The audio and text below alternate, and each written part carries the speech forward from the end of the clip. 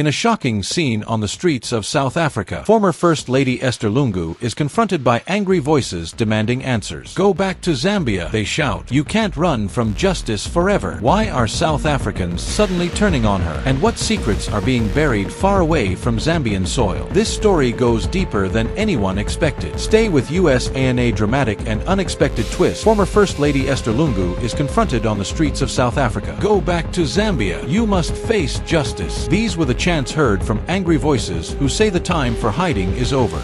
But what caused this public outrage? And why has Esther Lungu become the target of both Zambians and South Africans? This is Inspire Africa Official, Zambia's trusted voice for political truth and African affairs. The phrase, "shocking confrontation in South Africa," likely refers to the dramatic legal battle in the Pretoria High Court, where the Zambian government sought to block the burial of former President Edgar Lungu in South Africa, as reported by multiple sources. On June 25, 2025, just hours before Lungu's planned funeral at the Cathedral of Christ the King in Johannesburg, a South African court issued an injunction halting the burial following an urgent application by Zambia's Attorney General Mulalo Kabesha. This confrontation was not only legal but deeply emotional and political, pitting Lungu's family, led by Esther Lungu, against the Zambian government under President Hakainde Hichilema. The event shocked mourners, who were left waiting at the cathedral, and escalated tensions between the two nations. Details of the confrontation. The Zambian government argued that Lungu, as a former president, deserved a state funeral in Zambia at Embassy Park, the designated burial site for former leaders, citing legal precedent from the burial of Zambia's first president Kenneth Kaunda. Esther Lungu, however, submitted an affidavit claiming that Lungu explicitly wished for a private burial in South Africa, away from Hichilema's involvement, due to fears of persecution and mistreatment by the Zambian government. The court's decision to halt the burial, scheduling a full hearing for August 4, 2025, turned a private family decision into an international spectacle, with mourners, including Esther, visibly upset at the cathedral. Why it's shocking? The confrontation is shocking for several reasons. First, it disrupted a funeral, a sacred and emotional event, leaving mourners in limbo. Second, it highlighted the deep-seated animosity between Lungu's family and Hichilema's government, rooted in their political rivalry, including Hichilema's 2017 imprisonment on treason charges under Lungu's presidency. Third, the involvement of a South African court in a Zambian matter raised questions about sovereignty and jurisdiction, with Esther arguing that South African law grants the next of kin, herself, the right to decide burial arrangements. The public nature of this dispute, amplified by media coverage and ex-posts, added to its shock value as it exposed Zambia's internal divisions on an international stage. Political and diplomatic implications. The confrontation strained Zambia-South Africa relations, with South Africa's Foreign Minister Ronald Lamola attempting to mediate by meeting Hichilema in Lusaka. The Zambian government's insistence on repatriating Lungu's body was framed as a matter of national pride, while Esther's resistance was portrayed as a defense of her husband's wishes and dignity. This clash risks setting a precedent for how former leaders' burials are handled across Africa, where state control often overrides family preferences. The confrontation also reignited debates about Hichilema's governance, with Lungu's supporters accusing him of vindictiveness, while his defenders argue he is upholding national tradition. Critical perspective. While the confrontation is framed as shocking, it reflects deeper systemic issues in Zambia's political culture, where personal rivalries and power struggles often overshadow public interest. The Zambian government's legal move may be seen as an overreach, ignoring Lungu's documented wishes, yet Esther's decision to bury him abroad could be interpreted as an attempt to politicize his death. The lack of transparency in negotiations and the reliance on unverified claims in court filings complicate the narrative, making it essential to question both sides' motives. Who is Esther Lungu? Esther Lungu, wife of late President Edgar Lungu, was once Zambia's most visible First Lady. Known for her charity foundation and public appearances, she was also seen as a strong political companion to her husband during his presidency from 2015 to 2021. But after Hakainde Hichilema took office, the tides quickly changed. Accusations of corruption, illegal property acquisition, and misuse of public funds were leveled against the Lungu family. Esther's name began to appear more frequently, not in praise, but in criminal dockets. Esther Lungu is the former First Lady of Zambia, married to Edgar Lungu, the country's sixth president, 2015 to 2021. Born in 1959, she is a mother of 6 and has been a prominent figure in Zambian public life, both during her husband's presidency and after his death on June 5, 2025. Her recent actions in South Africa, including her court submissions and refusal to allow a state funeral, have thrust her into the spotlight as a central figure in a national and international controversy. Esther's identity is shaped by her roles as a supportive spouse, a political figure, and now a widow defending her husband's legacy against perceived adversaries. Background and public role. Esther Lungu hails from Zambia's eastern province and married Edgar Lungu in the 1980s. During his presidency, she maintained a relatively low profile compared to other first ladies, focusing on charitable work through the Esther Lungu Foundation, which supported women and children's welfare. However, her involvement in politics became more scrutinized after Lungu's 20 2021 election loss to Hichilema, particularly as she faced corruption charges. Esther's public image is polarizing. Supporters view her as a devoted wife and mother, while critics allege she benefited from her husband's alleged mismanagement, pointing to her wealth as evidence. Current role and persona. Since Edgar Lungu's death, Esther has emerged as a vocal advocate for her husband's wishes, positioning herself as both a grieving widow and a defiant figure against the Zambian government. Her affidavit in the Pretoria High Court, detailing Lungu's fears of persecution and his desire for a private burial, showcases her as a protector of his legacy. Posts on X describe her as a figure of resilience, with @Buyoya Jonah noting her allegations of rights violations, though others, like @Joseph_Kalimbwi, criticize her for allegedly exploiting her status to evade accountability. Her decision to remain in South Africa with her family suggests a shift from a traditional First Lady to a political actor in her own right. Complexity of her identity. Esther's identity cannot be reduced to a single archetype. She is a widow navigating personal loss, a mother protecting her children's future, and a political figure challenging a government she accuses of vindictiveness. Her legal battles, both in Zambia and South Africa, highlight her resilience but also expose her to accusations of leveraging her husband's death for political gain. Her competence in submitting detailed court filings, including references to specific letters and conversations, suggests a strategic mind, yet her emotional appeals as a grieving spouse resonate with many Zambians. The legal storm. In early 2023, authorities raided properties linked to Esther Lungu, citing suspicious wealth and ongoing investigations. A case involving over 15 luxury apartments and alleged money laundering placed the former First Lady under the spotlight. At the center of the accusations were claims that the former First family had abused their position to enrich themselves at the expense of Zambians. Esther denied the charges, calling them politically motivated, but the cases never disappeared. Instead, they followed her into exile. Esther Lungu faces multiple legal cases in Zambia, primarily related to allegations of corruption and money laundering, which have intensified since her husband's 2021 election loss. These cases, led by Zambia's Drug Enforcement Commission,